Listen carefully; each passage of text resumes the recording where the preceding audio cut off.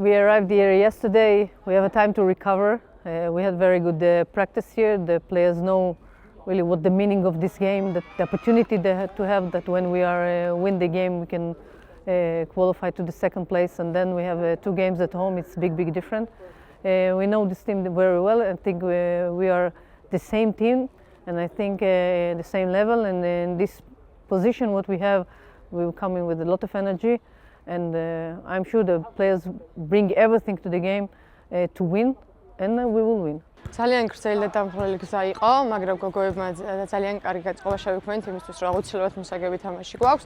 აღდგენაც ძალიან კარგი იყო, კარგი განწყობაზეა ყველა, ძალიან კარგ ფორმაში ვართ, იმიტომ რომ ჩვენ ჩემპიონატი მიმდინარეობს და თამაშებიც მოგვიწია.